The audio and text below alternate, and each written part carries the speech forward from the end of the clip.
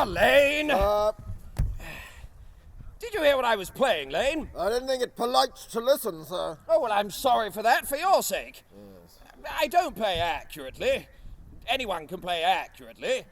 But I do play with wonderful expression. As far as the piano is concerned, sentiment is my forte. I keep science for life. Sir. Ah, and speaking of the science of life, I see you've got the cucumber sandwiches cut for Lady Bracknell. Yes, sir. Right. Well, just a couple then, What? sir. Or 3 or 4. Oh, by the way, Lane, I see from your book that on Thursday night, when Lord Shorman and Mr. Worthing were dining with me, 8 bottles of champagne are entered as having been consumed. Yes, sir. 8 bottles and a pint. Just well, why is it that at a bachelor's establishment, the servants invariably drink the champagne? Well, I attribute it to the superior quality of the wine, sir. Oh. Yes, I find that in married households, the champagne is rarely of a first-rate brand. Oh, good heavens. Is marriage so demoralizing as that? I wouldn't know, sir. I've had very little experience of it myself. I've only been married once, and that was as a consequence of a misunderstanding between myself and a young person. Yes, sir. I don't know that I am much interested in your family life, Lane. No, sir, it's of very little interest. I seldom think of it myself. Yes, thank you, Lane. That will do. Very good, sir.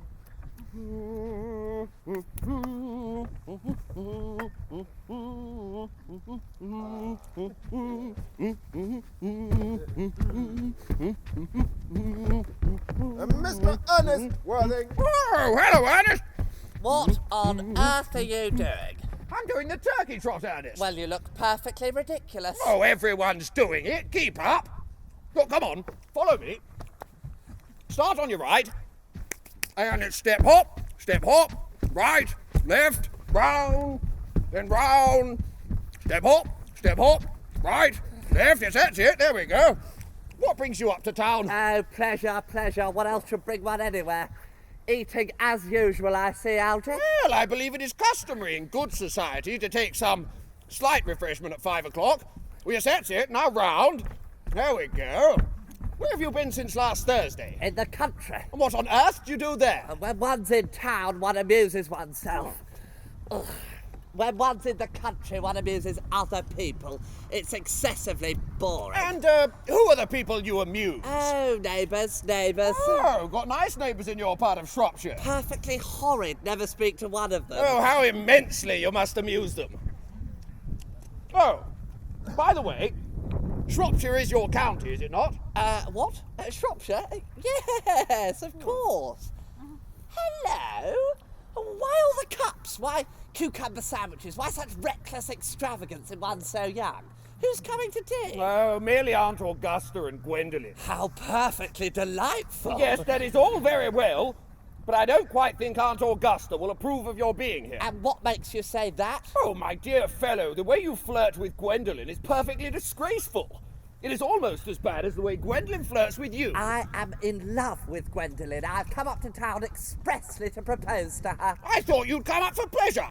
I call that business. How utterly unromantic you are. I don't see anything romantic in proposing. Why, one may be accepted. One usually is, I believe, and then the excitement is all over. Look, please don't touch the cucumber sandwiches. They're ordered specially for Aunt Augusta. But you've been eating them all the time. That is quite a different matter. She is my aunt. Look, have some bread and butter. The bread and butter is for Gwendolen. Gwendolen is devoted to bread and butter. Very good bread and butter it is too. Yes, well, you need not eat as if you were going to eat it all. You behave like you were married to her already. And I don't think you ever will be. And why on earth do you say that? Well, in the first place, women never marry the men they flirt with. That is nonsense. It isn't. It is a great truth. It accounts for the extraordinary number of bachelors one sees all over the place. In the second place, I don't give my consent. Your consent. Oh, my dear fellow, Gwendolen is my first cousin. And before I allow you to marry her, you will have to clear up the whole question of Cecily. Cecily? Well, what on earth do you mean, Algy, by Cecily? I know no one of the name of Cecily. Have you got that cigarette case Mr. Worthing left in the smoking room the last time he dined here? Oh, yes, indeed, sir. Do you mean to say you've had my cigarette case all this time? I wish to goodness you'd let me know. I've been writing frantic letters to Scotland Yard about it, and I was very nearly offering a large reward. Oh, I wish you had offered one. I'm more than usually hard up. Well, there's no good offering one now that the thing is found. But now that I look at the inscription inside, sir, I find the thing is not Mr. Worthing's after all. Well, of course it's mine. You've seen me with it 100 times, and you have no right whatsoever to read what's written inside. It is a very ungentlemanly thing to read what's written in a private cigarette case. Oh, it is absurd to have a hard and fast rule about what one should read and one shouldn't. I simply want my cigarette case back. Yes, but this isn't your cigarette case. This cigarette case is a present from someone of the name of Cecily. And you said you didn't know anyone of that name. Well, if you want to know, Cecily happens to be my aunt. Oh, your aunt! Yes, charming old lady she is too. Lives up at Tunbridge Wells. Just give it back to me. Forgive me, sir, but may I ask why she calls herself Little Cecily if she is your aunt and lives in Tunbridge Wells? From Little Cecily, with fondest love. My dear fellow, what on earth is there in that? Some aunts are tall, some aunts are not tall. Surely that's a matter an aunt may be allowed to decide for themselves.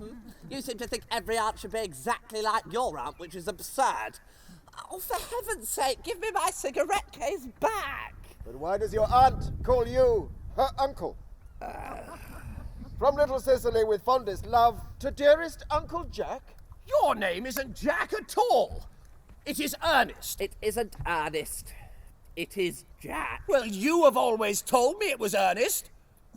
I have introduced you to everyone as Ernest. You answer to the name of Ernest. You look as if your name were Ernest.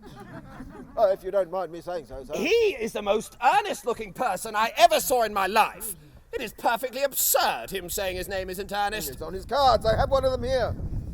Ernest Worthing, B for the Albany. Oh. Well, I'll keep this as proof that your name is Ernest, if ever you try to deny it to me. Or to Gwendolen.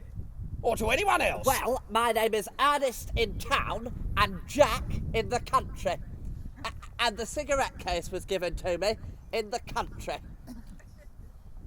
Yes, but that still does not explain why your small aunt Cecily, who lives at Tunbridge Wells, calls you her dear uncle.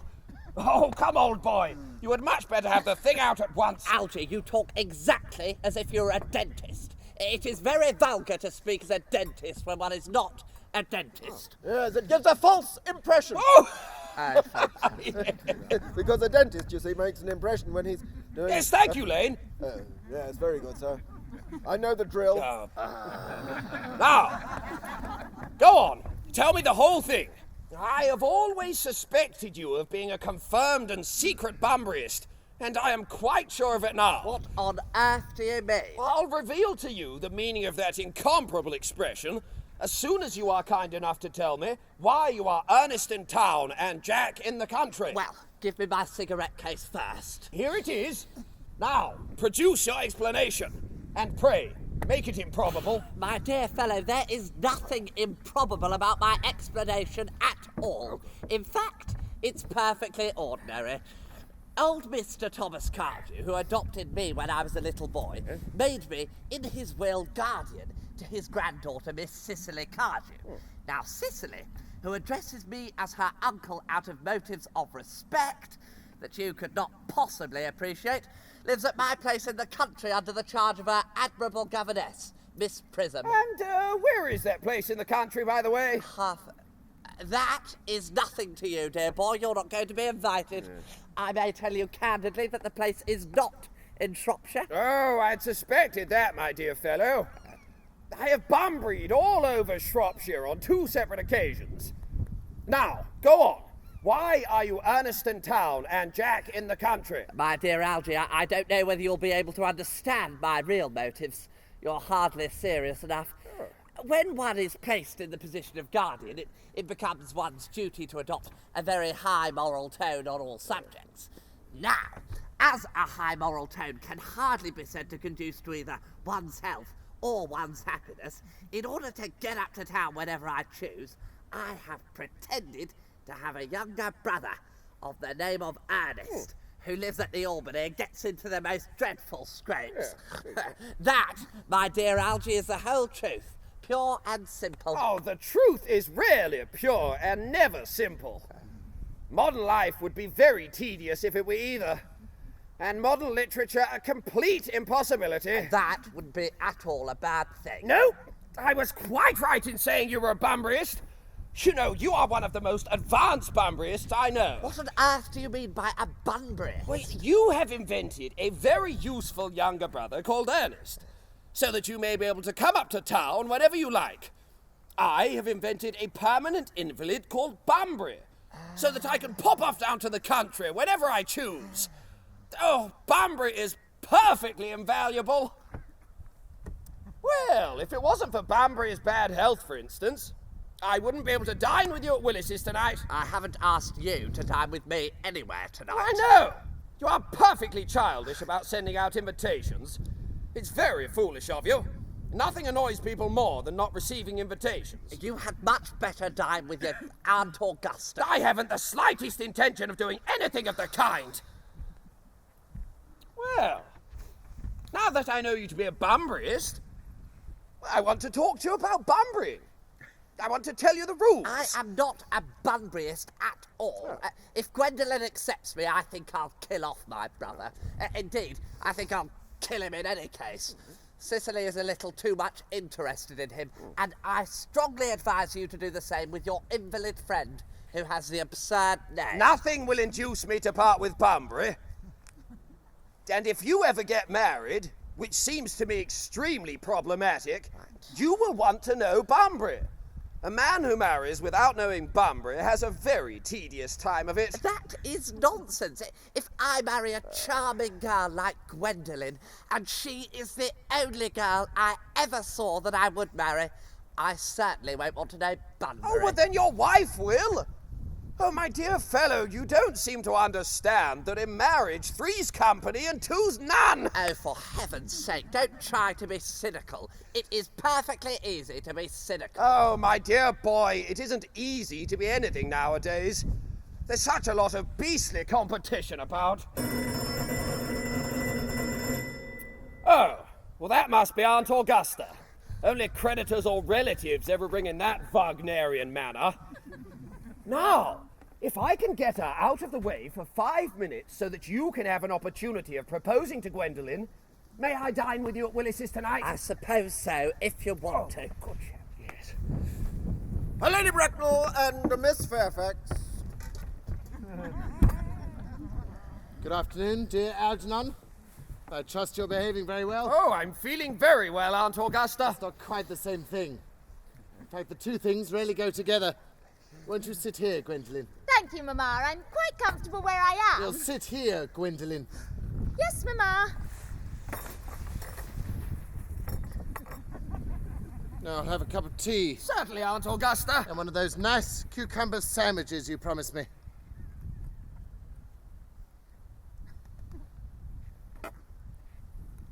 Oh, good heavens! Lane, why are there no cucumber sandwiches? I ordered them specially for Aunt Augusta. There were no cucumbers at the market this morning, sir. I went down twice. No cucumbers. No, not even for ready money. Yes, thank you, Lane. That will do.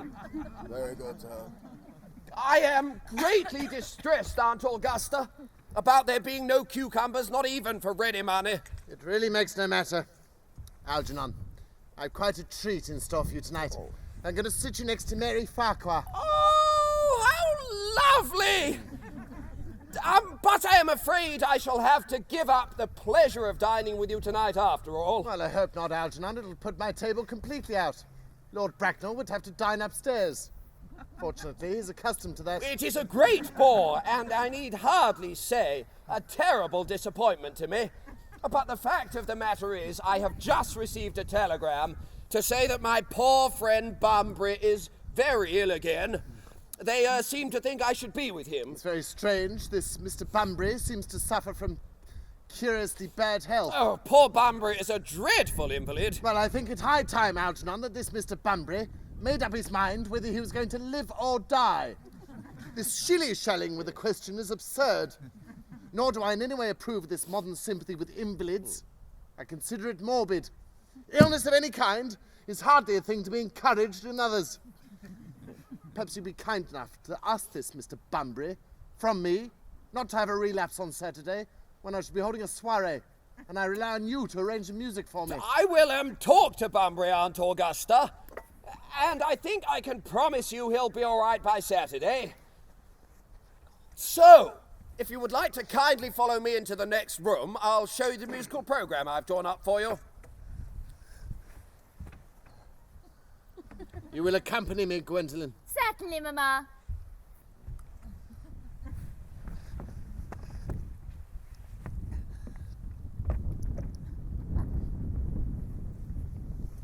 Charming day it's been, Miss Fairfax. Pray don't talk to me about the weather, Mr. Worthing.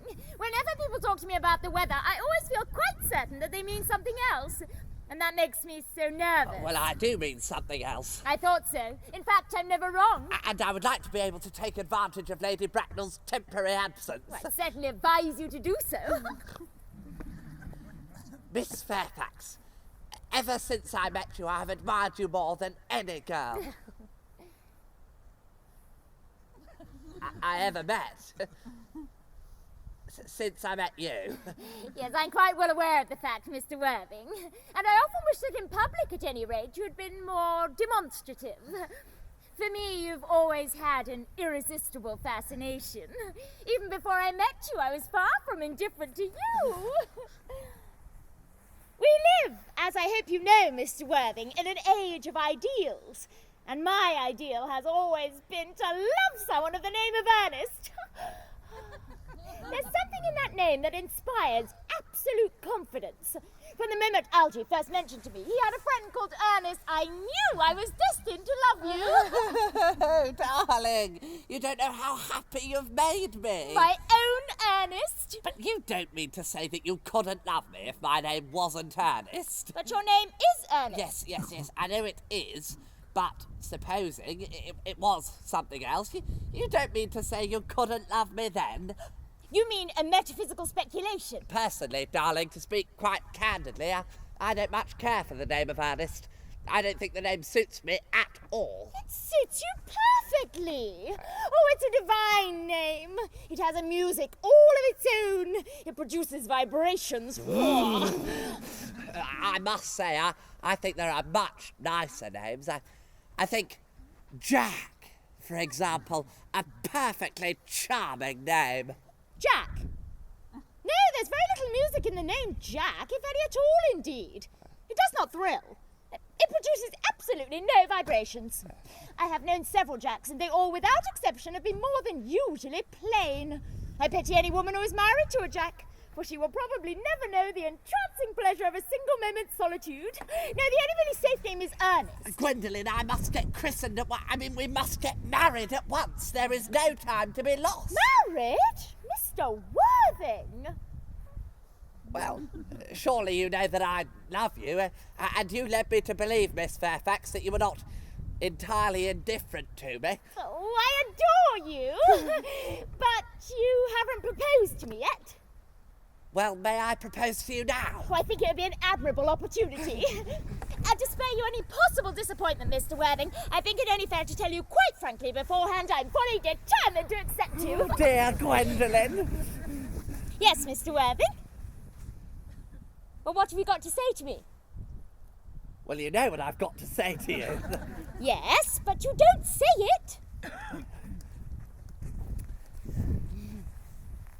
Gwen...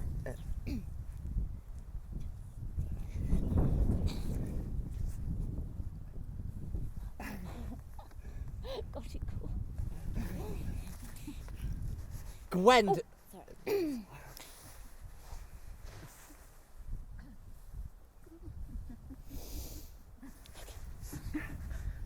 Gwendolen, will you marry me? Oh, of course I will, darling.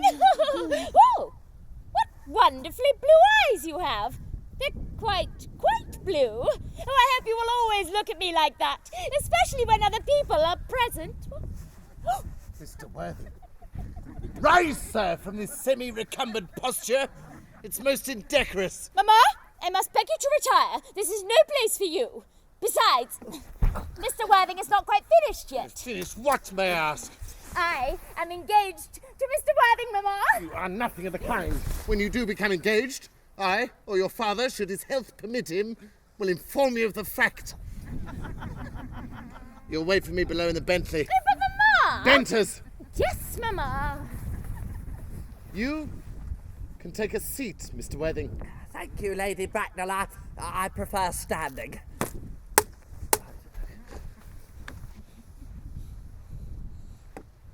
I feel bound to tell you, you're not down on my list of eligible young men. However, I'm quite prepared to enter your name should your answers be what we really affectionate mothers require. Do you smoke? Well, yes, I must admit I do smoke. I'm pleased to hear it. A man should have an occupation. There are far too many idle men in London as it is. How old are you? 29. A very good age to be married at. I'm of the opinion that a man who desires to get married should either know everything or nothing. Which do you know? I know nothing, Lady Bracknell. I'm pleased to hear it. I do not approve of anything that tampers with natural ignorance. Ignorance is like a delicate, exotic fruit. Touch it, and the bloom is gone. The whole theory of modern education is radically unsound. Fortunately, in England, at any rate, education produces no effect whatsoever. If it did, it'd be a serious threat to the upper classes. And probably lead to acts of violence in Grosvenor Square. What is your income? Between 7,000 and 8,000 a year. In land or investments? In investments, chiefly. I have a country house with some land attached to it, of course, about 1,500 acres, but I don't depend on that for my real income. In fact, as far as I can tell, the only people to make anything out of it are the poachers. The country house. How many bedrooms? 1, 2, 3, 4. Oh, that point can be cleared up afterwards. Here. You have a townhouse as well, I hope. A girl with a simple, unspoiled nature like Gwendolen could hardly reside in the country. I own a house in Belgrave Square. What number, Belgrave Square? 149. Oh, the unfashionable side. Still, that could easily be altered. Do you mean the fashion or the size? Both, if necessary, I presume. What are your politics? Well, I have none, really. I am a Liberal Democrat. They count as Tories. Now, to minor matters. Are your parents living? I have lost both my parents. To lose one parent, Mr. Worthing, may be regarded as a misfortune. To lose both looks like carelessness. Who's your father? He was evidently a man of some wealth. Well, the fact is, Lady Bracknell, I really don't know. You see, I say I lost my parents. It would be nearer to the truth to say my parents lost me. I don't know who I am by birth. I was found. Found. The late Mr. Thomas Cardew, an elderly gentleman of a very kindly and charitable disposition, found me and gave me the name of Worthing because he happened to have a first-class ticket to Worthing in his back pocket at the time. Worthing is a place in Sussex. It is a seaside resort. Where did this charitable gentleman with a first-class ticket to a seaside resort find you? In a handbag. A handbag? Yes, a large black leather handbag with a handle to it. An ordinary handbag, in fact. In what locality did this Thomas Cardew find this ordinary handbag? The cloakroom at Victoria Station. It was given to him in mistake for his own. The cloakroom at Victoria Station? Yes. The Brighton line. The line is immaterial. Mr. Worthing, I confess I feel somewhat bewildered by what you've just told me. To be born, or at any rate bred, in a handbag, whether it has handles or not, seems to me to display contempt for the ordinary decencies of family life that reminds one of the worst excesses of the French Revolution. And I presume you know what that unfortunate movement led to. As for the particular locality in which the bag was found, a cloakroom at a railway station might serve to conceal a social indiscretion, but could hardly be regarded as an assured basis for a recognised position in good society. Well, what then would you advise me to do?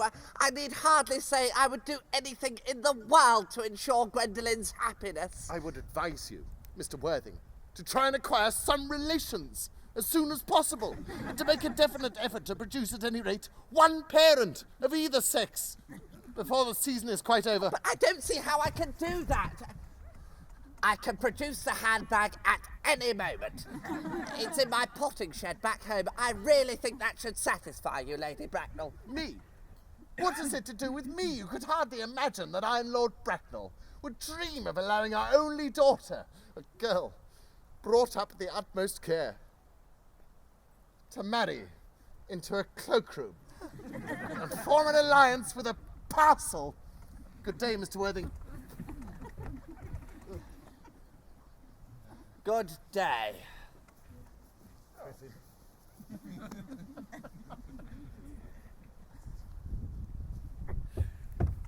Dum dumpty dum, dum dumpty dum, dum dumpty dum. How idiotic you are. Oh, didn't it go off all right, old boy? Oh, you don't mean to say that Gwendolen refused you? Oh, I know it is a way she has. She is always refusing people. I think it is most ill-natured of her. Gwendolen is as right as a trivet. As far as she's concerned, we are engaged. Her mother is perfectly unbearable. I've never met such a gorgon. Now, I don't really know what a gorgon is, but I'm fairly sure she is one. In any case, she is a monster without being a myth, and that strikes me as entirely unfair. Sorry, Algernon. I shouldn't speak about your aunt in that way before you. Oh, my dear boy, I love hearing my relations abused. Oh, it is the only thing that makes me put up with them at all.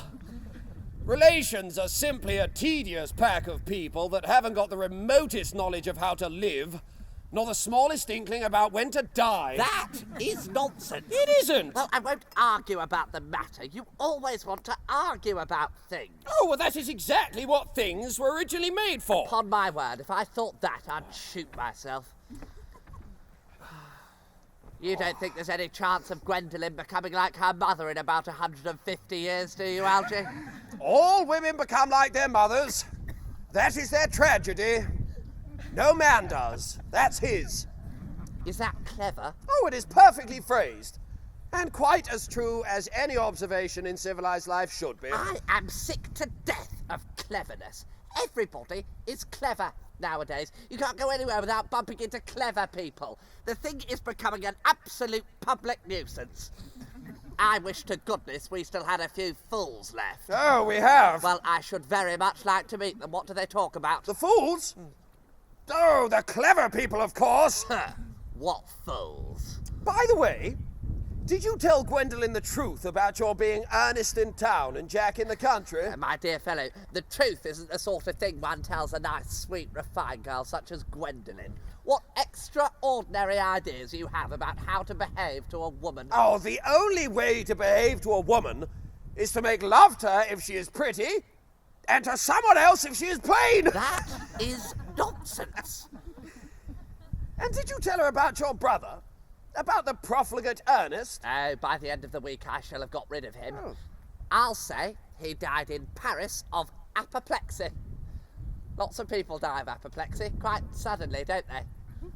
Yes, but it's hereditary, my dear fellow. Oh, well, it's a sort of thing that runs in families. No. You would much better say a severe chill. You're quite sure a severe chill isn't hereditary or anything of that kind? Oh, well, of course it isn't. Very well, then. My poor brother Ernest carried off suddenly in Paris by a severe chill. That gets rid of him. But I thought you said that Miss Cardew was a little too much interested in your brother Ernest. You know, won't she feel his loss a good deal? No, that's all right. Cecily is not a silly romantic girl, I'm glad to say. She's got a capital appetite, goes on long walks, and pays absolutely no attention to her lessons. Well, I would rather like to see Cecily. Well, I shall take very good care that you don't. She's excessively pretty and only just 18. Have you told Gwendolen you have an excessively pretty ward who is only just 18? One doesn't blurt these things out to people. Cecily and Gwendolen are perfectly certain to be great friends. I will bet you anything you like that within half an hour of meeting, they'll be calling each other sister. Oh, women only do that once they've called each other a lot of other things first. Oh, look, now we really must go if we want to get a good table tonight. Do you know it's nearly 8? Oh, it's always nearly 8. Yes, well, I'm hungry. I never knew you when you weren't. Ernest, we may never be married. From the expression on Mamma's face, I fear we never shall. Oh.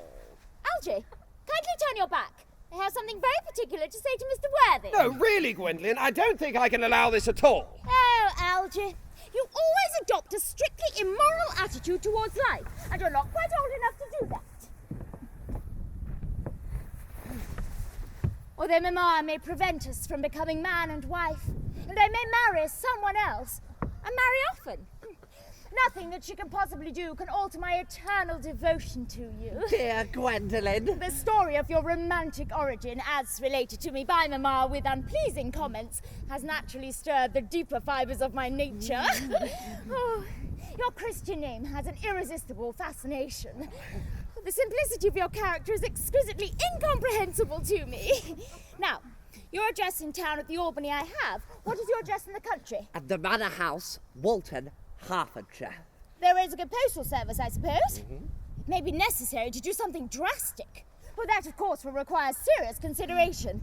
I will communicate with you daily. My own one. How long do you remain in town? Till Monday. Oh, good.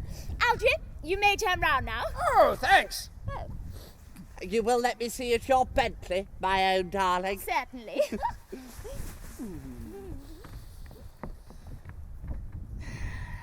I will see Miss Fairfax out. Very good, sir. There are bills, sir. Oh, no thank you, Lane. Oh, but I will have that glass of sherry. Tomorrow, Lane, I'm going bunburying.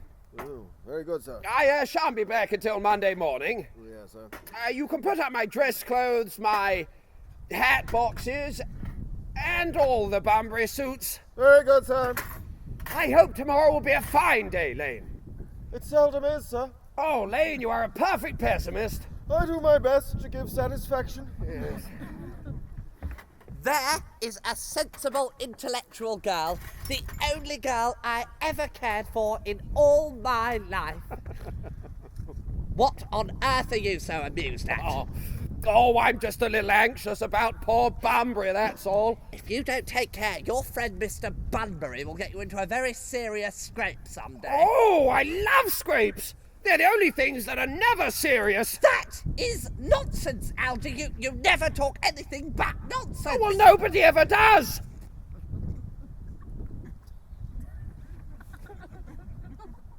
Bah.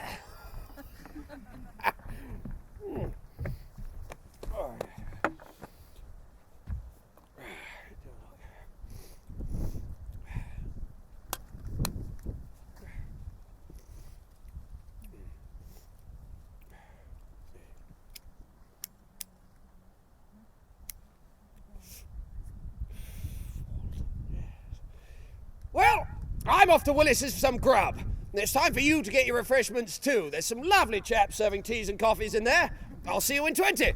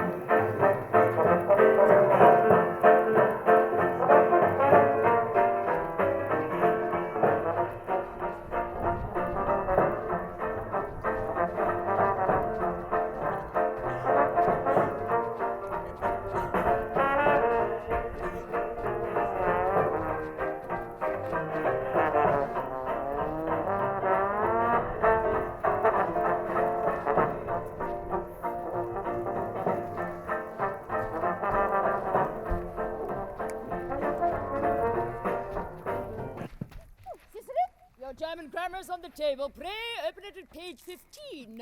We'll repeat yesterday's lesson. I don't like German. It isn't at all a becoming language.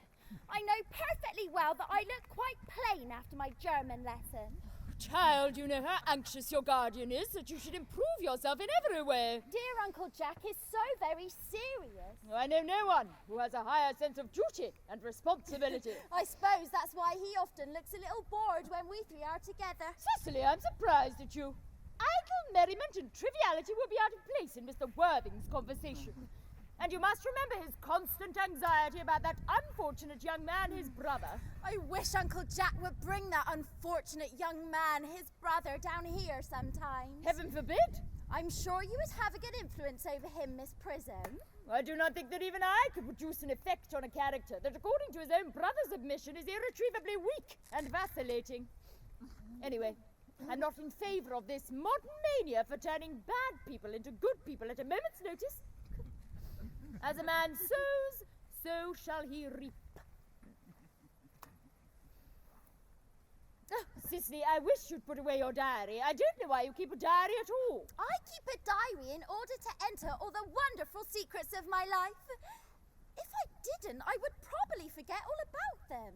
Memory, my dear Cecily, is the diary that we all carry about with us. Yes, but it usually chronicles the things that have never happened. I believe memory is responsible for all romantic fiction. Do not speak slightingly of romantic fiction. I read some myself in earlier days. Did you really, Miss Prism? How wonderfully clever you are. I hope it did not end happily. I don't like novels that end happily. They depress me so much. Ah, the good ended happily and the bad unhappily. That is what fiction means. Well, that seems very unfair. Was your novel ever published? Alas, no. Unfortunately, the manuscript was abandoned. I use the word to mean lost or mislaid. Anyway, to your work, child, these speculations are profitless. But I see dear Dr. Chasuble coming up through the garden. Oh, Dr. Chasuble, this is indeed a pleasure. And how are we this morning, Miss Prism? You are, I hope, well? Miss Prism has just been complaining of a slight headache. I think it would do her so much good to have a brief stroll through the garden with you, Dr. Chasuble. Cecily, I haven't mentioned anything about a headache. Oh, no, I know that, Miss Prism. But I felt instinctively that you had a headache. In fact, I was thinking about that and not about my German lesson when the rector came in. Oh, Cecily, I hope you are not inattentive. Oh, I'm afraid I am. Were I Miss Prism's pupil, I would hang upon her very lip. I speak metaphorically. My metaphor was drawn from bees.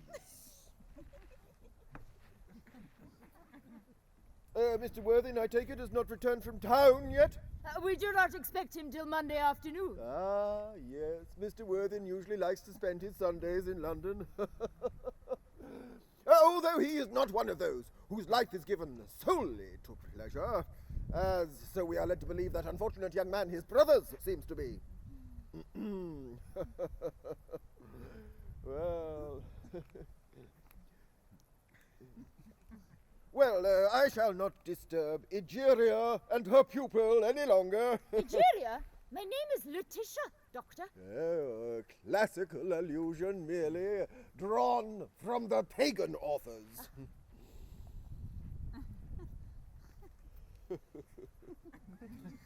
I trust I shall see you both at evensong later. Cecily, Letitia. I think I will go for a walk with you, dear doctor. I find I have a headache after all, and a stroll might do it good. Yes, a pleasure, Miss Prism, a pleasure. We might go as far as the school and back. That would be delightful. Cecily, you will read from your political economy in my absence. The chapter on the fall of the rupee you may omit. That is somewhat too sensational. Oh. Oh, horrid political economy, horrid geography, horrid German. Mr. Ernest Worthing has just driven over from the station. He's brought his luggage with him. Mr. Ernest Worthing, B4 the Albany. Uncle Jack's brother. Did you tell him Mr. Worthing was in town? Yes, miss. He seemed much disappointed. I mentioned that you and Miss Prism were in the garden. He was anxious to speak to you privately for a moment. Pray ask him to come out here. And I suppose you better speak to the housekeeper about a room for him. Yes, miss.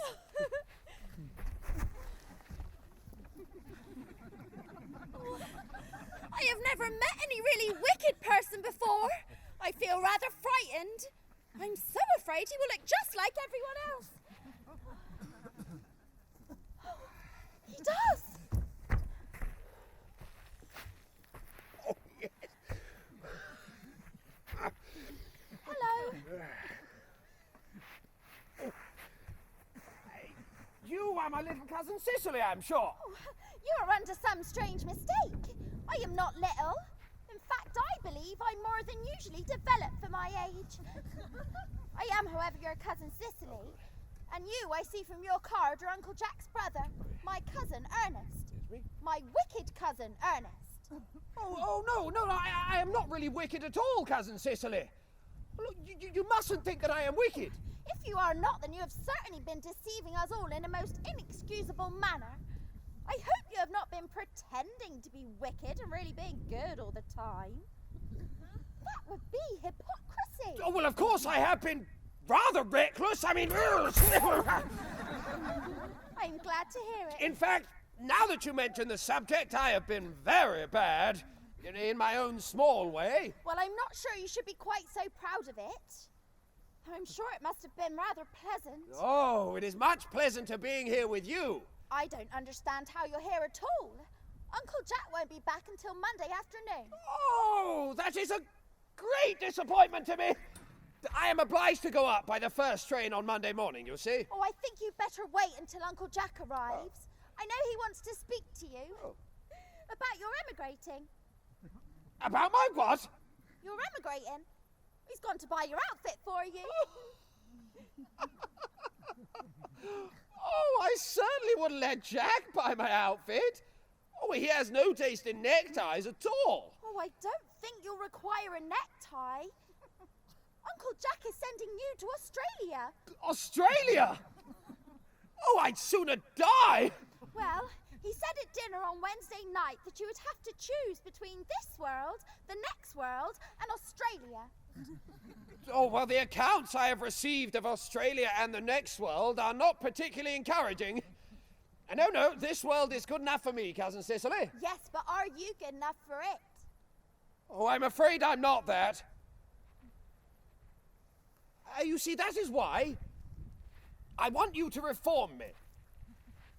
Well, you might make that your mission, if you don't mind, Cousin Cecily. I'm afraid I have no time this afternoon. Well, would you mind me reforming myself this afternoon? Well, it's rather quixotic of you, but I think you should try. I will. Oh, yes. Oh, yes.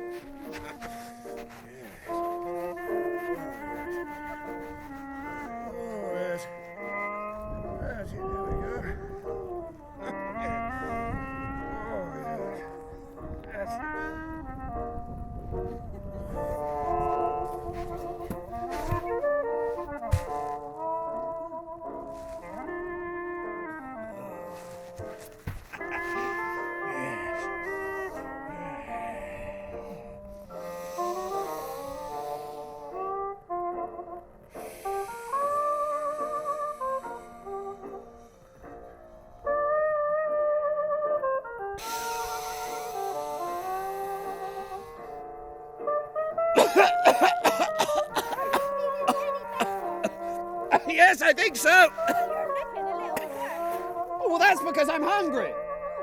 How thoughtless of me. I should have remembered that when one is going to lead an entirely new life, one requires regular and wholesome meals. Cousin Cecily, you are like a little pink rose.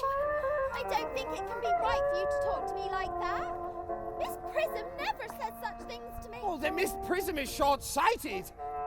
Well, you are the prettiest girl I ever saw in my life. Miss Prism says all good looks are a snare. Oh, they are a snare that every sensible man wants to be caught in. I don't think I would like to catch a sensible man. I wouldn't know what to talk to him about. Oh, yes. Yes.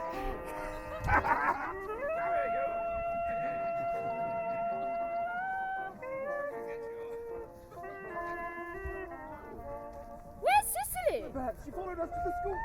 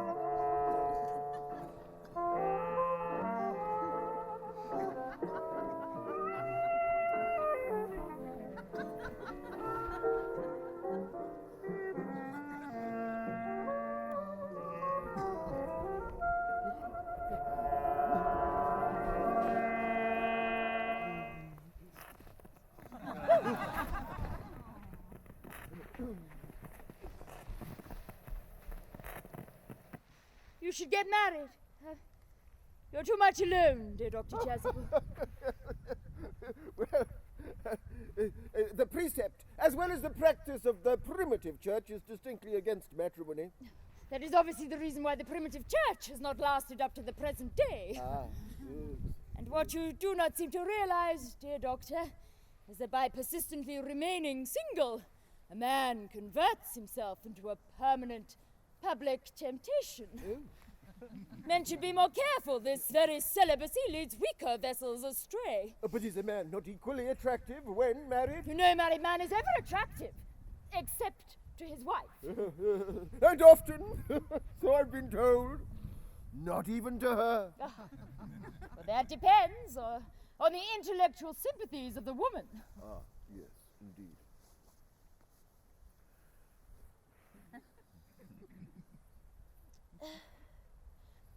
Young women are green. Maturity can always be depended on. Ripeness can be trusted. I spoke horticulturally. My metaphor was drawn from fruits. Oh, Mr. Worthing. This is indeed a surprise. We did not expect you till Monday afternoon. I have returned sooner than I expected. Dr. Chasuble, I hope you are well. Very well. Oh, I trust this garb of woe does not betoken some terrible calamity. My brother. More shameful debts and extravagance. Still leading his life of pleasure. Dead! Oh, your brother Ernest dead. Quite dead. Oh. Well, what a lesson for him. I trust you will profit by it. Yes, well, you have our sincere condolences, and always the consolation of knowing that you were the most generous and forgiving of brothers. Poor Ernest. He had many faults, but it is a sad, sad blow. Very sad, yes. Were you with him at the end? No. He died abroad. In Paris, in fact. I received a telegram last night from the manager of the Grand Hotel. Oh. And was the cause of death mentioned? A severe chill, it seems. As a man sows, so shall he reap. Charity, Miss Prism, charity. We are none of us perfect, no. I, myself, am peculiarly susceptible to drafts. Would you wish the interment to take place here? No. He seems to have expressed a desire to be buried in Paris. I fear that hardly points to any very serious state of mind at the last. But you would no doubt wish me to make some slight allusion to this tragic domestic affliction next Sunday. No, You see, you're quite my all sermon right, on the meaning of the manna in the wilderness can be adapted for almost any occasion. Yes, joyful, or as in this case, distressing. You see, I've preached it on many occasions, Letitia, at harvest celebrations, christenings, confirmations, days of humiliation, and indeed festival days. You know, the last time I preached it, it was at the cathedral. That reminds me, Dr. Chasuble. You mentioned, I think, christenings. I suppose you know how to christen all right. I mean, of course you are continually christening, are you not? I regret to say it is one of the rector's most constant duties. Yes. Was there any particular infant in whom you are interested? Your brother was, I believe, unmarried. Oh, yes. People who live entirely for pleasure usually are. The fact is, Dr. Chasuble, I would like to be christened myself. This afternoon, if you have nothing better to do, unless you think I'm a little too old now. Oh, not at all, not at all, no. The sprinkling and indeed the immersion of adults is entirely canonical practice. Immersion. Oh, you need have no anxieties on the matter, Mr. Worthing. A sprinkling is all that is required, or indeed advisable. You know, our climate is so changeable. At what hour would you like this ceremony to take place? Oh, I might trot round about 5, if that would suit you. Oh, yes, very well, indeed. In fact, I have 2 similar ceremonies to perform at the same time. A case of twins that occurred in one of the outlying cottages of your own estate. I don't think I'd like to be christened alongside other babies. That would be childish. Would 5:30 do? Oh, yes, admirably. And now, Mr. Worthing, I will tarry no longer in this house of sorrow. I would only beg you not to be too much bowed down by grief. You see, what seem to us to be bitter trials are very often blessings in disguise. This seems to me to be a blessing of an extremely obvious kind. Oh, Uncle Jack! Oh, I'm glad to see you back. But what horrid clothes you have on. Do go and change them. My Cecily. child! Oh, what's the matter, Uncle Jack? Oh, do look happy. You look as if you had toothache and I've such a surprise. Who do you think is in the dining room? Your brother. Who? Your brother, Ernest. He arrived about half an hour ago. Oh, what nonsense! I haven't got a brother. I haven't got a brother. Oh, don't say that. However badly he might have behaved to you in the past, he is still your brother. I'll go and fetch him and you will shake hands with him, won't you, Uncle Jack? These are indeed tidings of great joy. After we'd all been resigned to his loss, his sudden return seems to me peculiarly distressing.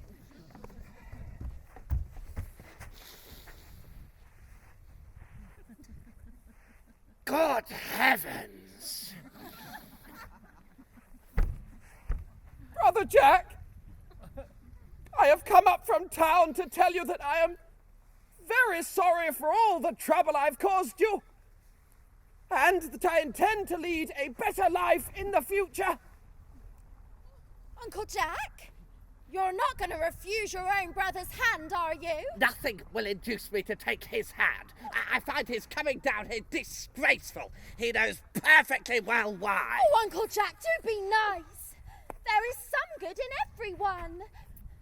Ernest has just been telling me about his poor invalid friend, Mr. Bunbury, whom he goes to visit so often. Oh, he's been talking to you about Bunbury, has he? He's told me all about poor Mr. Bunbury and his terrible state of health. Well, I won't have him talk to you about Bunbury or about anything else. It is enough to drive one perfectly frantic. I must admit the faults were all on my side. Oh, but I must say, I find Brother Jack's coldness to me peculiarly distressing. Especially considering this is the first time I have come down here. Uncle Jack, if you don't shake hands with Ernest, I will never forgive you. Never forgive me. Never, never, never! All right! But this is the last time I shall ever do it. Oh, oh, I think we might leave the two brothers alone. Good idea. I'll just be with. Cecily, you will come with me. Certainly. My little task of reconciliation is over. Oh, yes, it's a beautiful thing you have done today, my child. I feel very happy. Let us not be premature in our judgments. You must get out of this place at once. I don't allow any Bunburying here. I put Mr. Ernest's things, sir, in the room next to your own. I suppose that is all right. What? Mr. Ernest's luggage, sir. I've unpacked it and put it in the room next to your own. His luggage? Yes, sir. 3 portmanteaus, a dressing case, 2 hat boxes, and a large luncheon basket. Sorry. I'm afraid I can't stay more than a week this time. Merriman, order the shooting break at once. Mr. Ernest has been suddenly called back to town. What a fearful lie you are, Jack. I haven't been called back to town at all. Yes, you have. Well, I haven't heard anyone call me. Your duty as a gentleman calls you back. Oh, my duty as a gentleman has never interfered with my pleasures in the slightest degree. Order the sodding shooting break, Merriman! It's all right, I'm all right.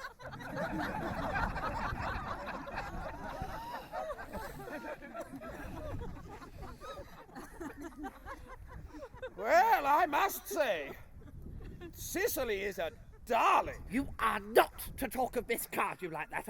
I don't like it. Oh, well, I don't like your clothes. You look perfectly ridiculous in them. Oh, why on earth don't you go in and change? It is perfectly childish to be in deep mourning for a man who is actually staying with you in your house as a guest for a whole week. I call it grotesque. You are certainly not staying with me for a week as a guest or as anything else. You've got to leave. Oh, I certainly won't leave you so long as you're in mourning. Well, will you go if I change my clothes? Oh, if you're not too long. I've never seen somebody take so long to dress and with such little result. Well, that is better than being always overdressed as you are. If I am occasionally a little overdressed, I make up for it by being always immensely overeducated. Your vanity is ridiculous. Your conduct an outrage, and your presence in my garden absolutely absurd. I hope you will have a pleasant journey back to town. This bunburying, as you call it, has not been a great success for you. Oh, I think it has been a great success. I am in love with Cecily, and that is everything. Ah. Oh. Yes.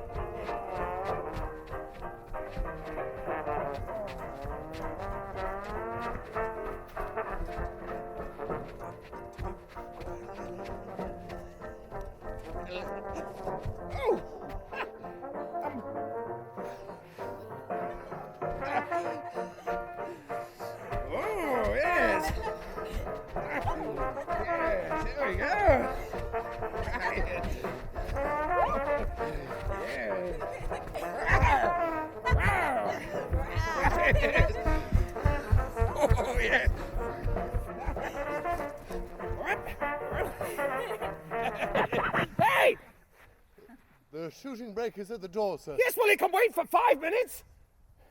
Yes, sir. Yes.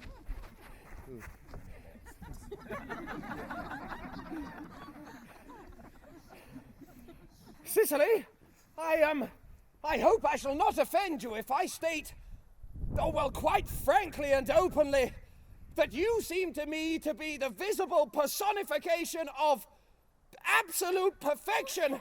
I think your frankness does you great credit, Ernest. Oh, yes. If you will allow me, I will copy your remarks into my diary. Oh, do you keep a diary?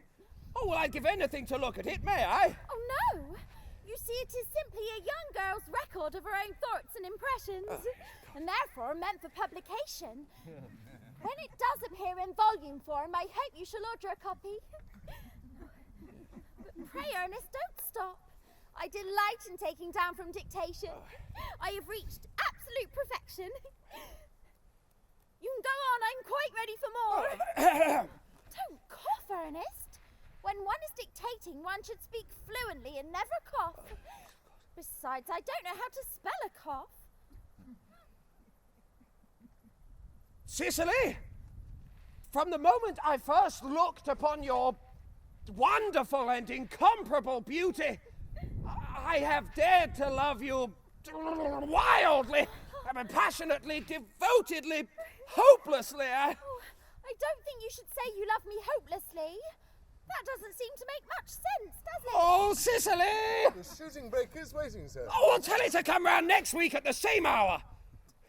Yes, sir. Uncle Jack would be very much annoyed to know you were staying till next week at the same hour. Oh, well, I don't care about Jack.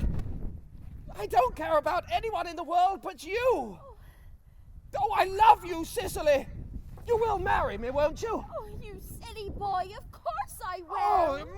Oh, Why, we've been engaged for the last 3 months. for the last 3 months. It'll be exactly 3 months on Thursday. But, how did we become engaged? Well, ever since Uncle Jack first confessed to us that he had a younger brother who was very wicked and very bad, you of course have formed the chief topic of conversation between myself and Miss Prism. And someone who is much talked about is always very attractive. One feels there must be something in him after all.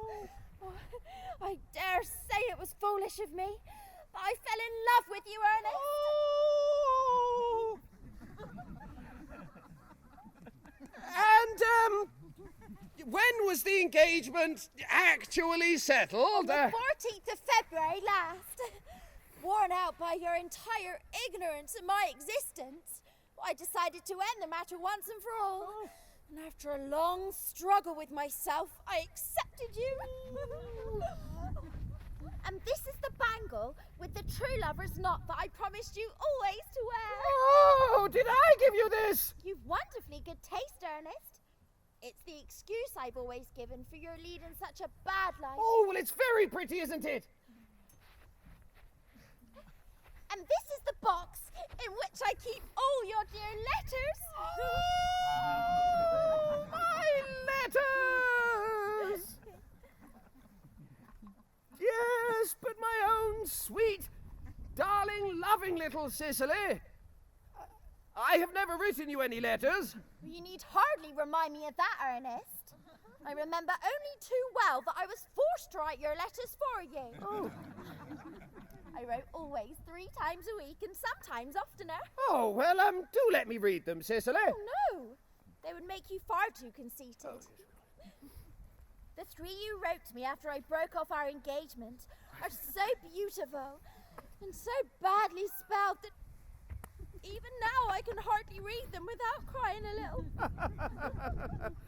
Our engagement was broken off. Of course it was. On the 22nd of last March. Here. You can see the entry if you like. Oh, yes. Today I broke off my engagement with Ernest. I feel it is best to do so. The weather still continues charming. Why on earth did you break off our engagement, Cecily? What had I done? I had done nothing at all. Oh, I am very much hurt to hear you broke off our engagement. Especially when the weather was so charming. And it would hardly have been a really serious engagement if I hadn't broken it off at least once. Well. Oh, but I forgave you before the week was out. Oh, Cecily, you are a perfect little angel. Mwah. Dear romantic boy. I do hope your hair curls naturally, doesn't it? Oh, yes, with a little help from others. Oh, I'm so glad. You'll never break off our engagement again, Cecily. I don't think I could. Not now that I've actually met you. Besides, there is the question of your name. Yes, of course. You must not think it foolish of me, darling, but it has always been a girlish dream of mine to love someone whose name is Ernest. Oh. There is something in that name that inspires absolute confidence. Well, I pity any poor married woman whose husband's name is not Ernest. Do you mean to say that, well, you could not love me if I had some other name? Oh, what name? Algernon, for instance. I mean... No, I don't like the name Algernon. Oh, but seriously, my own sweet, loving little darling, if my name was Algernon, I mean, couldn't you love me? I might respect you, Ernest. I might admire your character, but you would never have my undivided attention.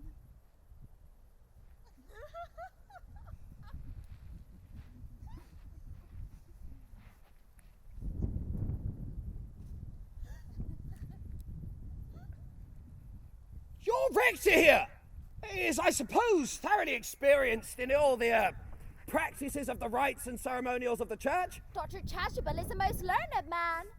He's never written a single book, so you can imagine how much he knows. Yes, I must see him on some important christening. I mean business. Oh. Oh, you will wait here for me, won't you? Well, if you're not too long, I'll wait for you all my life. Oh, yes. No, is it? Oh. Oh, what an impetuous boy he is. I like his hair so much. Oh, I must copy his proposal into my diary.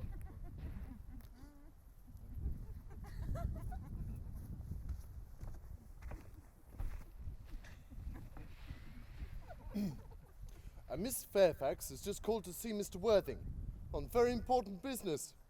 Miss Fairfax states. Is it Mr. Worthing in his library? Mr. Worthing headed off in the direction of the rectory some time ago. Pray ask the lady to come out here. Mr. Worthing is sure to be back soon. And you can bring some tea. Oh, yes, miss.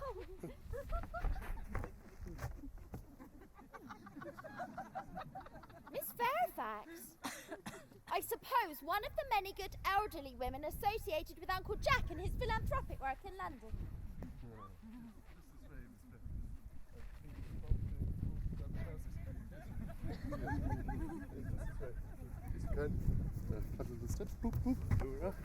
So sorry. Quite right. Miss Fairfax. Yes, thank you, Merriman. Thank you. Thank you. Pray let me introduce myself to you. My name is Cecily Cardew. Cecily Cardew? What a very sweet name. Something tells me we are going to be great friends. I like you already more than I can say, and my first impressions are never wrong. How nice of you to like me so much after we've known each other such a comparatively short time. I may call you Cecily, may I not? With pleasure. And you will always call me Gwendolen, won't you? If you wish. Then it's all quite settled, is it not? I hope so. Good. Cecily, Mamma, whose views on education are remarkably strict, has brought me up to be extremely short-sighted. So, do you mind me looking at you through my glasses? Oh, not at all, Gwendolen. I'm very fond of being looked at. Oh, good.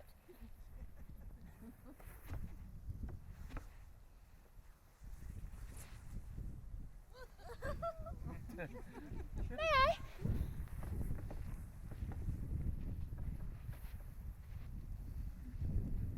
You're here on a short visit, I suppose. No, I live here. Really? Your mother or some female of advanced years resides here with you also? No, I have no mother, nor in fact any relations. Indeed. My guardian, with the assistance of Miss Prism, has the arduous task of looking after me. Your guardian? I am Mr. Worthing's ward. It is strange he never mentioned to me that he had a ward. How secretive of him. He grows more interesting hourly. I'm not sure, however, that this news inspires me with feelings of unmixed delight. Cecily, I am very fond of you. I've liked you ever since I met you, but if I may speak candidly. Oh, pray do. I always feel that whenever anyone has anything unpleasant to say, one should always be quite candid. Well, I cannot help expressing a wish that you were just a little older than you seem to be, and not quite so very alluring in appearance. In fact, fully 42 and more than usually plain for your age. Ernest has a strong and upright nature, but even men of the noblest possible moral character are still susceptible to the physical charms of others. I beg your pardon, Gwendolen, but did you say Ernest? Yes. Well, it is not Mr. Ernest Worthing who is my guardian. It is his brother. Well, Ernest never mentioned to me that he had a brother. No, I'm sorry to say they've not been on good terms for a long time. Oh, Cecily, you have lifted a load from my mind. Oh, it would have been terrible if a cloud had come across a friendship like ours, would it not? Good.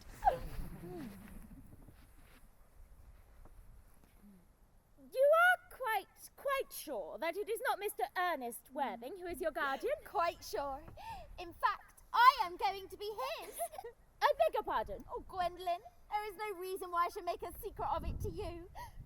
Mr. Ernest Worthing and I are engaged to be married. Oh, my darling little Cecily. I think there might be some slight error, for Mr. Worthing is engaged to me. I think you must be under some misconception, for Ernest proposed to me exactly 10 minutes ago.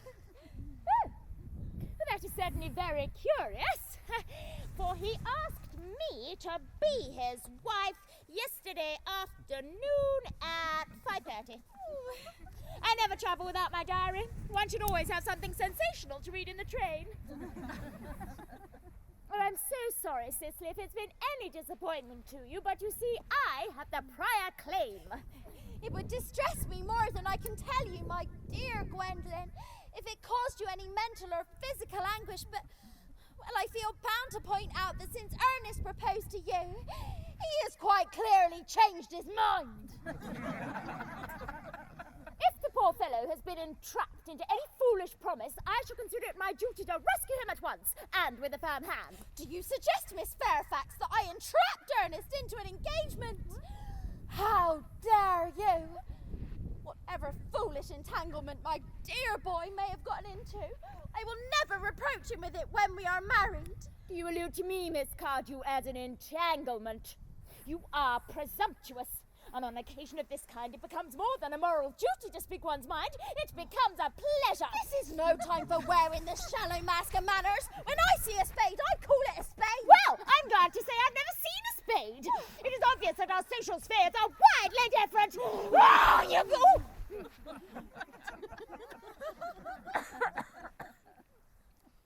Shall I lay the tea tray here as usual, miss? Yes.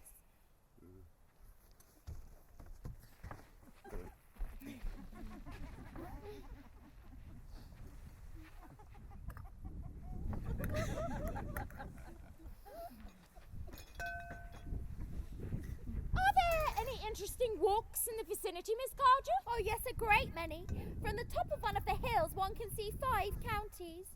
5 counties? Oh, I'm not sure I should like that. I hate crowds. I suppose that's why you live in town.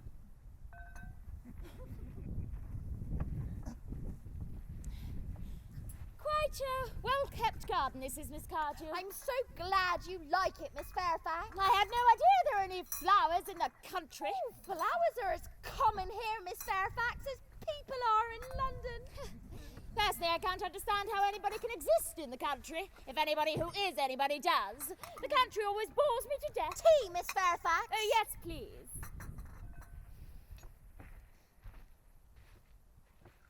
sugar? No, thank you. Sugar's not fashionable anymore.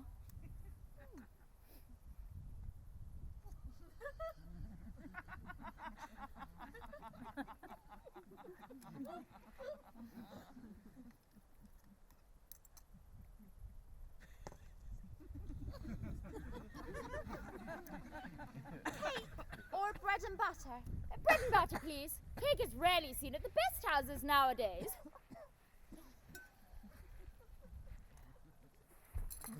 Hand that to Miss Fairfax.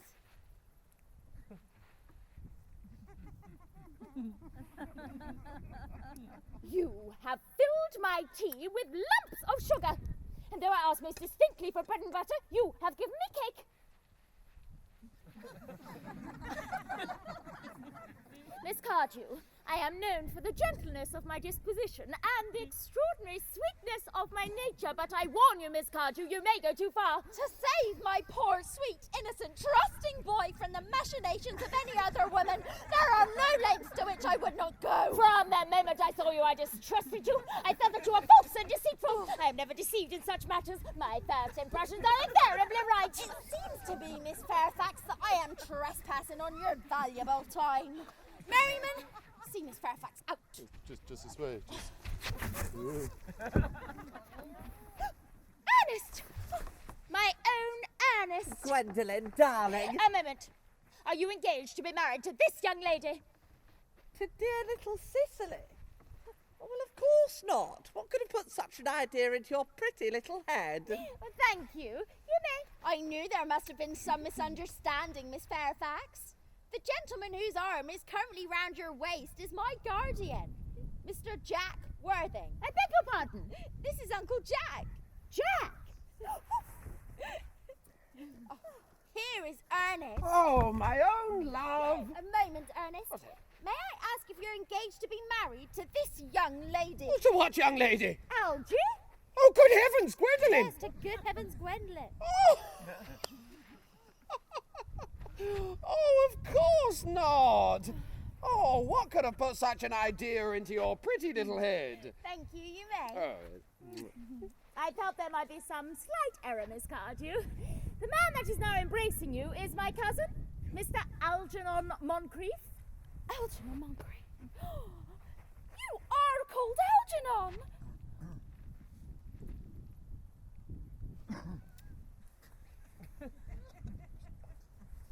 Oh, I cannot deny it! Oh, is your name really Jack? I could deny it if I wanted. I could deny anything if I wanted. But my name is Jack. It's been Jack for years. A gross deception has been practiced upon both of us. My poor wounded Cecily. My sweet wrong, Gwendolen. You will call me sister, will you not? There is just one question we need to ask my guardian. What an admirable idea. Uncle Jack, where is your brother Ernest? We are both engaged to be married to your brother Ernest. So it is a matter of some importance to both of us to know where your brother Ernest is. Gwendolen, Cecily, it is very painful for me to be forced to speak the truth, but I have no brother Ernest. No brother at all? None. Had you never a brother of any kind? Never, not even of any kind. It is quite clear, Cecily, that neither of us are engaged to be married to anyone. It's not a very pleasant position for a young girl to suddenly find herself in, is it? Let us leave. They will hardly venture to come after us. No! Men are so cowardly, aren't they? Yes. Oh, thank you.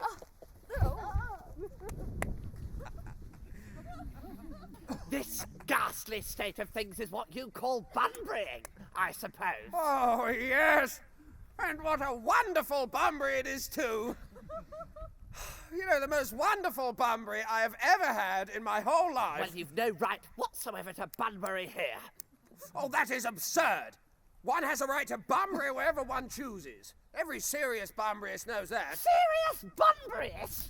Well, one must be serious about something if one wants to have any enjoyment in life. What on earth you're serious about, I haven't the remotest idea. About everything, I should fancy.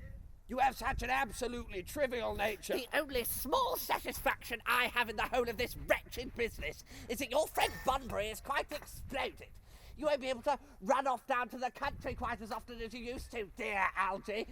And a good thing, too. Your brother is looking a little off-colour, isn't he, dear Jack? You won't be able to pop off up to London quite as often as your wicked custom was.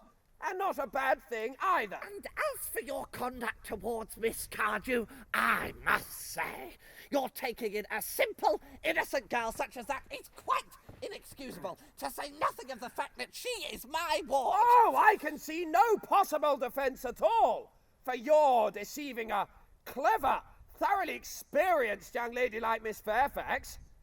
To say nothing of the fact that she is my cousin. I wanted to be engaged to Gwendolen, that is all. I love her. Well, I simply wanted to be engaged to Cecily. I adore her. Well, there is certainly no chance of your marrying Miss Cardew. Oh, yes, I don't think there is much chance of you and Miss Fairfax being united either. Well, that is no business of yours. Well, if it was my business, I wouldn't talk about it.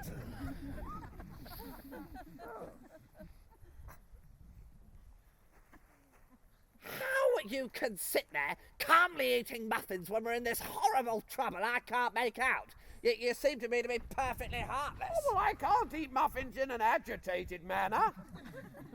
The butter would probably get on my cup. I say it's perfectly heartless you're eating muffins at all, given the circumstances. Well, look, when I am in trouble, eating is the only thing that consoles me. Well, that's no reason why you should eat them all in that greedy way. Jack, I wish you would have tea cake. I don't like tea cake. Oh, goodness me!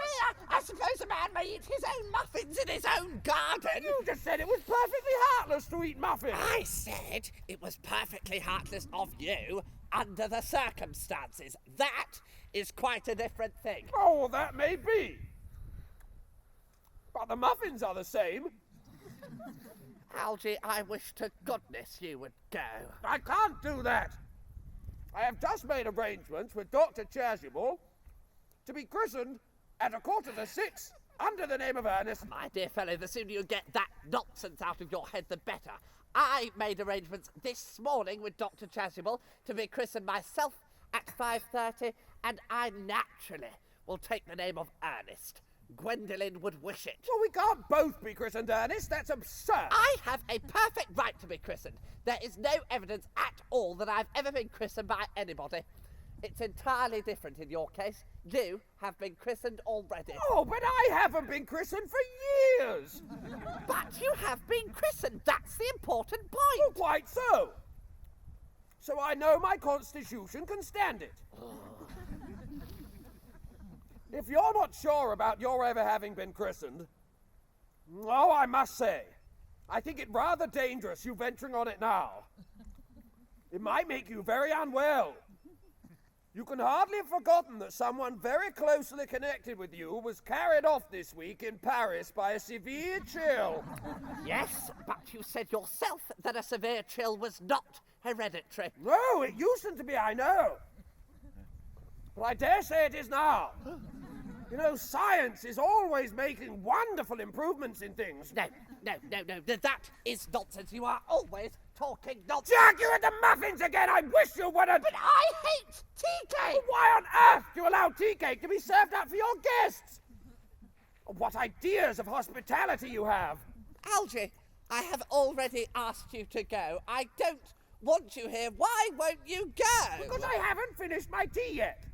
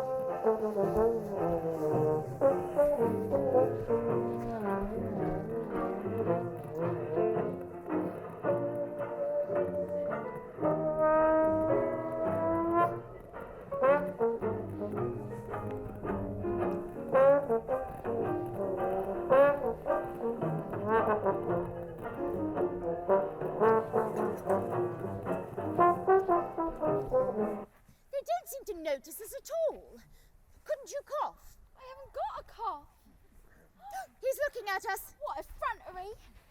Let us preserve a dignified silence. Certainly. It's the only thing to do now.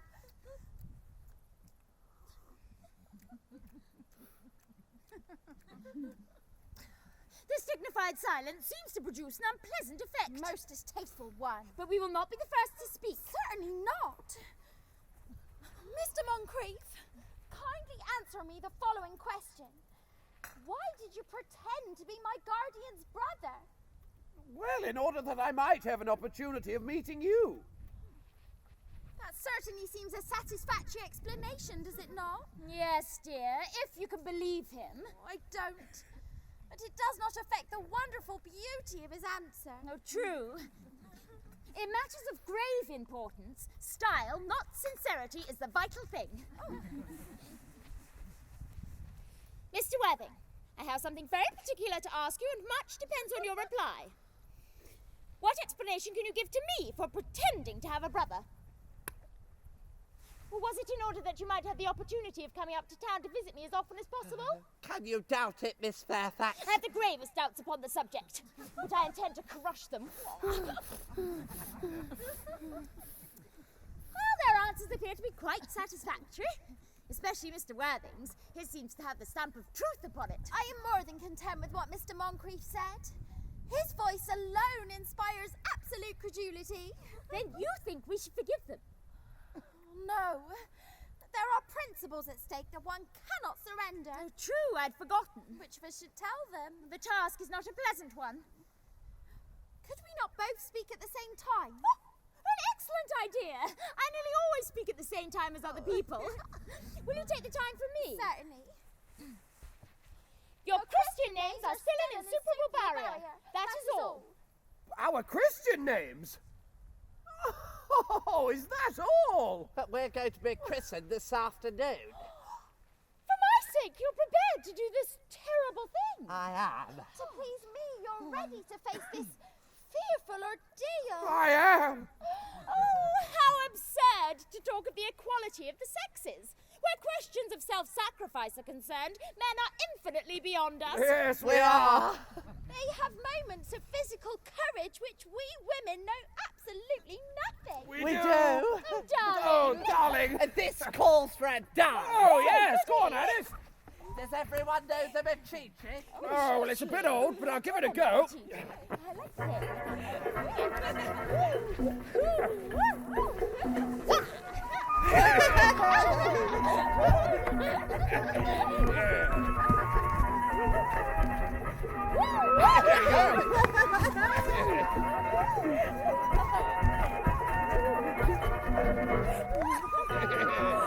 That's it.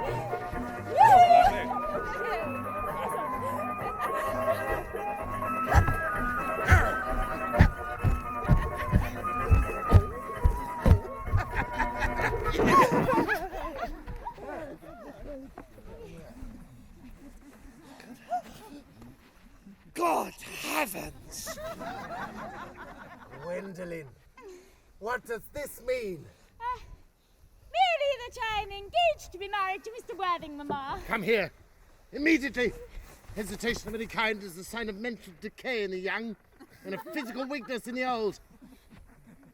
And you, sir, all communication between yourself and my daughter must cease immediately on this point, as indeed on all points. I am firm. I am engaged to be married to Gwendolen, Lady Bracknell. You are nothing of the kind. Gwendolen, you'll wait for me in the Bentley. Oh, but Mamma! Benches! Yes, Mamma. Now, as regards Algernon. Algernon! Yes, Aunt Augusta. I presume this is the house that your invalid friend, Mr. Bunbury, resides. Oh! No! No. Bunbury doesn't live here. Bunbury is somewhere else at present. In fact, Bunbury is dead. Dead? When did Mr. Bunbury die? His death must have been extremely sudden. No, I killed Bunbury. I mean, Bunbury died this afternoon. What did he die of? Bunbury? Oh, he was quite exploded. Exploded? Was he the victim of a revolutionary outrage? Oh, no. My dear Aunt Augusta, I mean he was found out. Found out. Well, the doctors found out that Bunbury could not live. Well, that's what I mean. So he died. He seems to have had great faith in the opinion of his physicians. Mr. Worthing, who is that young person who is now holding the hand of my nephew Algernon in what seems to be a particularly unnecessary manner? That lady is Miss Cecily Cardew, my ward. I am engaged to be married to Cecily, Aunt Augusta. I beg your pardon? Mr. Moncrief and I are engaged to be married, Lady Bracknell.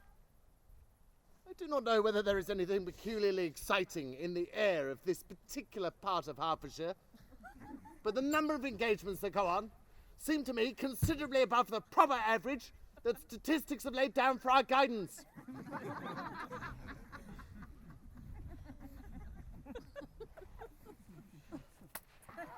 Mr. Worthing, is Miss Cardew at all connected with any of the larger railway stations in London?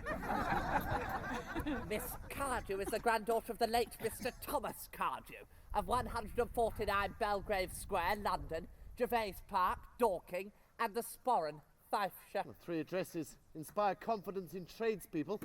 What proof have you of their authenticity? You may contact Miss Cardew's family solicitors, Messrs. Markby, and Markby. Markby. I have also in my possession, you will be pleased to hear, certificates of Miss Cardew's birth, baptism, whooping cough, registration, vaccination, confirmation, and the measles. Both the German and the English variety. A life crowded with incident, I see. That's somewhat too exciting for a young girl. I myself am not in favour of premature experiences. Time has come for my departure. Just this way. Worthing, as a matter of form, I must ask if Miss Cardew has any little fortune. Oh, about £130,000, that's all. Goodbye, Lady Bracknell. So pleased to have seen you. Pray, allow me to detain you for a moment. £130,000. Miss Cardew seems the most attractive young lady now that I look at her. Few women of the present day have any of the really solid qualities. Any of the qualities that last and improve with time. We live, I regret to say, in an age of surfaces. Come here, pretty child. Turn around, would you? No, the side view is what I was after. Just as I suspected, there are distinct social possibilities in your profile, dear Algernon. Yes, Aunt Augusta. There are distinct social possibilities in Miss Cardew's profile. Oh, well, Cecily is the prettiest, sweetest, dearest girl in the whole world.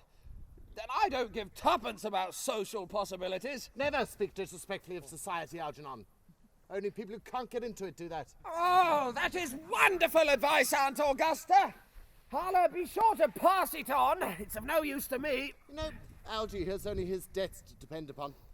But I'm not in favour of mercenary marriages. When I married Lord Bracknell, I had no fortune of any kind, and I never dreamt for a moment of allowing that to stand in my way.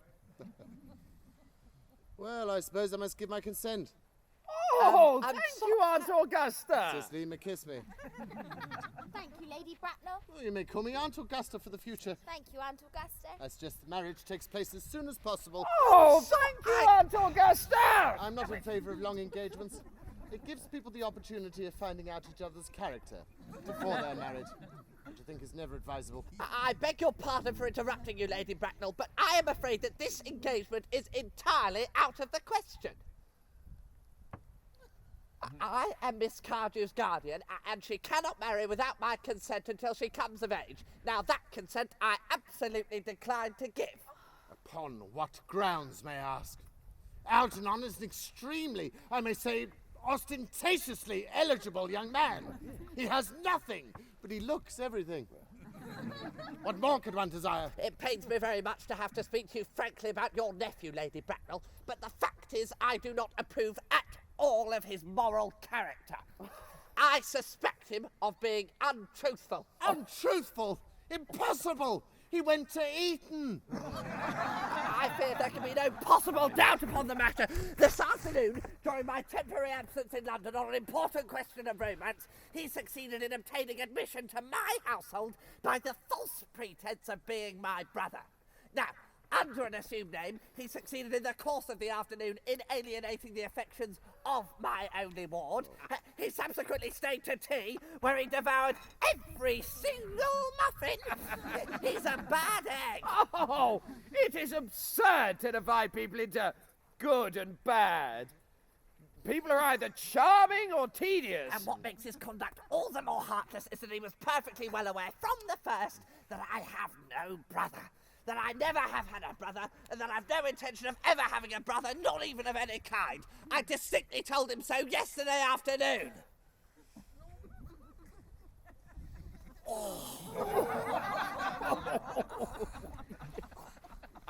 After careful consideration, I have decided to entirely overlook my nephew's conduct to you. That is very generous of you, Lady Bracknell. My own decision, however, is unalterable. I decline to give my consent. Pretty girl. How old are you? Well, I'm really only 18. But I always admit to 20 at parties. Oh, you're quite right to do so. Indeed, no woman should ever be quite accurate about her age. Looks so calculating. It will not be long before you are of age and free from the restraints of tutelage.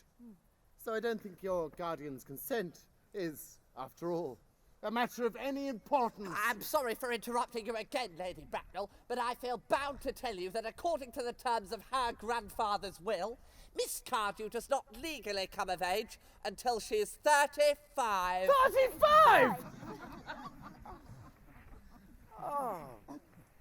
That does not seem to me to be a grave objection. 35 is a very attractive age.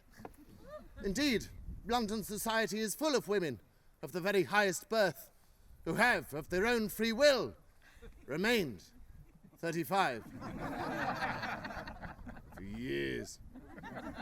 Indeed, I see no reason why dear Cecily should not be still more attractive at the age you mention than she is at present. There will, of course, be a large accumulation of property. Algie, could you wait for me until I was 35? Oh, well, of course I could, Cecily. You know I could. Yes, I felt it instinctively. Oh. But I couldn't. I hate waiting even 5 minutes for anybody. It always makes me rather cross. I'm not punctual myself, I know, but I do like punctuality in others. And waiting, even to be married, is quite out of the question. Well, then what is to be done, Cecily? I'm afraid I don't know, Mr. Moncrief. Pop it. Sweetie. Sausage.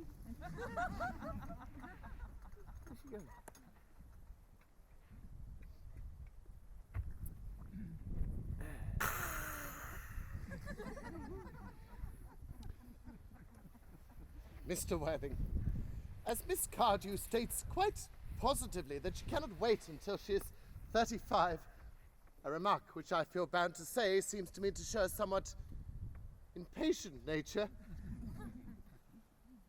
I would beg you reconsider your decision. But my dear Lady Bracknell, the matter is entirely in your own hands. The moment you consent to my marriage with Gwendolen, I will gladly allow your nephew to form an alliance with my ward. Possible. What you suggest is out of the question. You absolutely nailed me there. Not entirely try. How do you like those onions? Well, then a passionate celibacy is all that any of us can look forward to. That is not the destiny I propose to Gwendolen. Algernon, of course, can decide for himself. Good day.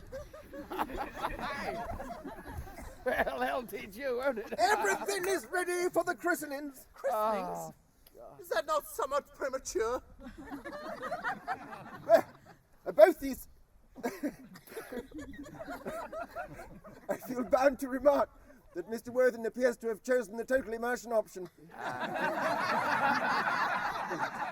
Against all advice. Both these gentlemen have requested immediate baptism. At their age, the idea is grotesque and irreligious. Algernon, I forbid you to be baptized. I'll not hear of such excesses. Good.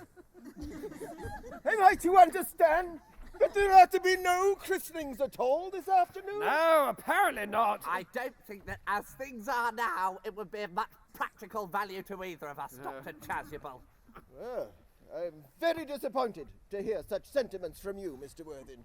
Indeed, as your mood seems to be one peculiarly secular, I think I shall return to the church. Indeed, I have just been informed that for the last hour and a half, Miss Prism has been waiting for me in the vestry. Did I hear you mention a Miss Prism? Indeed, madam, I'm just on my way to visit her now. Pray, allow me to detain you for a moment. Is this Miss Prism a female of repellent aspect and remotely connected with education? Oh, no, she is the most cultivated of ladies and the very picture of respectability. It's obviously the same person. May I ask what position she holds in your household? What position? My dear woman, I am a celibate. Miss Prism, Lady Bracknell, has for the past 3 years been Miss Cardew's esteemed governess and valued companion. I must see her at once. Let her be sent for. Yes, well, she approaches. She is nigh. I was told you expected me in the vestry, dear Canon. I have been waiting there for an hour and 3/4. Prism! Come here, Prism.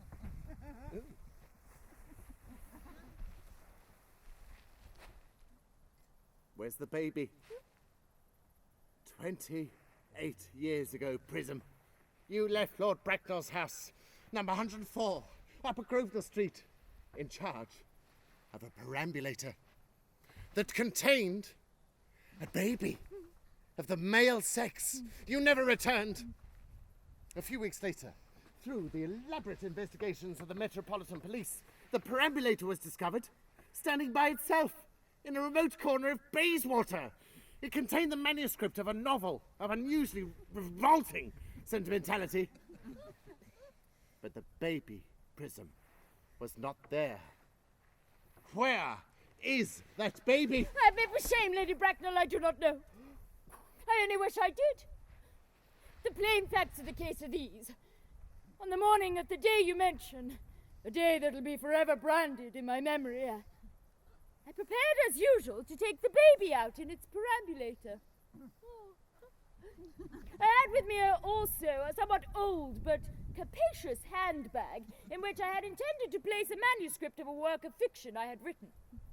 But in a moment of mental abstraction, I deposited the manuscript in the perambulator and the baby in the handbag.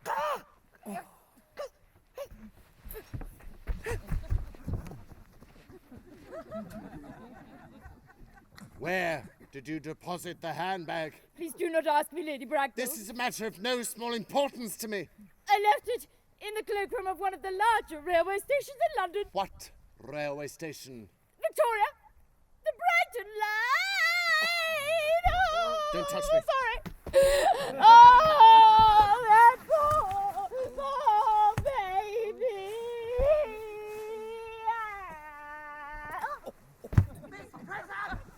Miss Prism! Is this the handbag, Miss Prism? It seems to be mine. Examine it carefully before you speak. The happiness of more than one life depends upon your answer. Yes. Well, here is the injury it received through the upsetting of a Gower Street omnibus in younger and happier days. And here is a stain on the lining. It was caused by the explosion of a temperance beverage, an incident that occurred in Leamington. Yes. And here on the lock are my initials. I'd forgotten that in an extravagant mood I'd had them placed there. The bag is undoubtedly mine. Oh, I am so delighted to have it so unexpectedly restored to me after all these years. More is restored to you than this handbag, Miss Prism. I was the baby you placed in it. Ooh. You? Yes. Mother! Oh! Mr. Worthing, I'm unmarried! Oh! Unmarried? Well, I do not deny that is a serious blow. But after all, who has the right to cast a stone against one who has suffered? Cannot repentance wipe out an act of folly? Why should there be one law for men and another for women? Well, because we're completely different. I mean... Mother, I forgive you! Oh! Mr. Worthing! There seems to be some slight error. There is the lady who can tell you who you really are.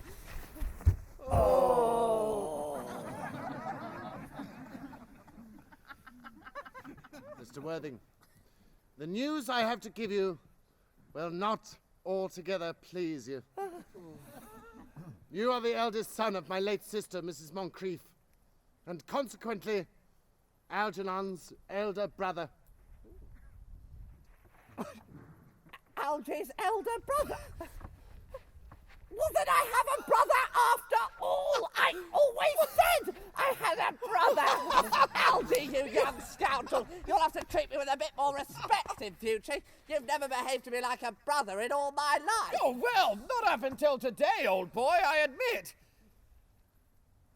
But, well, now that you've become somebody else, what's your Christian name? At the time that Miss Prism left me in the handbag, had I been christened already? Every luxury that money could buy, including christening, was lavished on you by your fond and doting parents. Well, then I had been christened, that is settled. Now, what name was I given? Let me know the worst. Being the eldest child, you were naturally christened after your father. Yes, but what was my father's Christian name? I cannot at present recall what the General's Christian name was. I have no doubt he had one. He was eccentric, I admit. That was due to the Indian climate and marriage and indigestion. Though he was a general, he was essentially a man of peace. Except in his domestic life. Algy, can't you remember what our father's Christian name was? Oh, my dear boy, we were never even on speaking terms. He died before I was a year old. Ernest! The general was called Ernest. I knew I had a particular reason for disliking that name.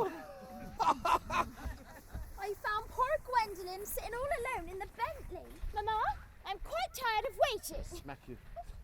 Gwendolen, your decision on the subject of my Christian name is irrevocable, I suppose. I never change, except in my affections.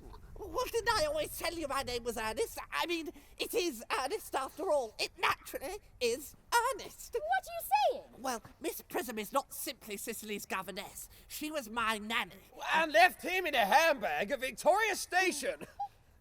And he's consequently the son of Lady Bracknell's poor sister. He was married to General Moncrief. Who gave him his Christian name. And so, I am Ernest.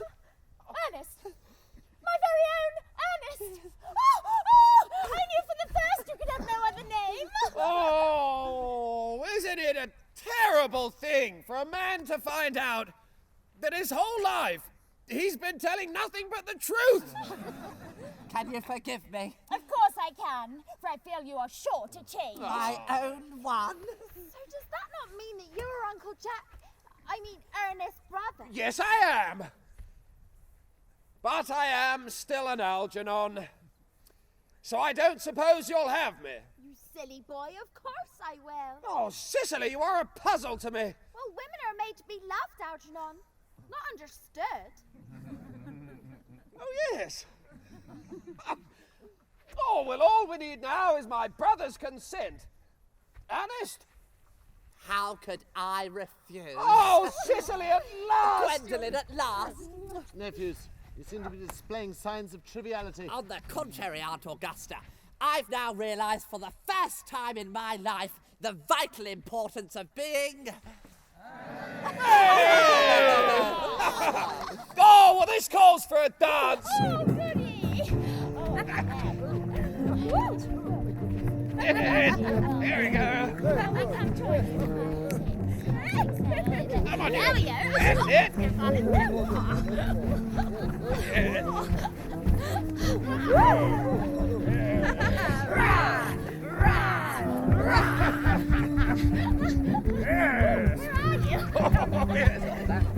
There you are.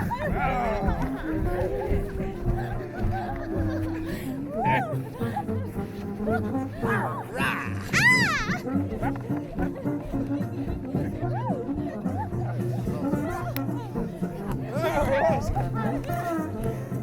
Oh, that's it, Ernest.